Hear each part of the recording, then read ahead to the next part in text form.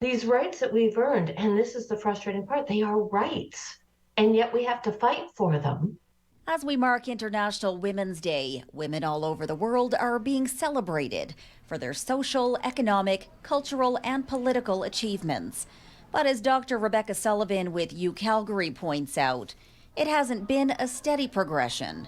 It was back in 1918 when women earned the right to vote in Canada. And as Sullivan points out, it wasn't until much later than that that all Canadian women were given that opportunity. And that's white women in Canada. Indigenous women weren't given the right to vote until 1960. And in Quebec, in fact, women weren't allowed to vote in the provincial elections till 1945. So been a much slower evolution. Sullivan says that women have always had to fight for basic rights and says once earned are still fighting to keep them. She says it's frustrating that issues like gender equality, violence and abuse against women, and reproductive rights are still relevant in 2023.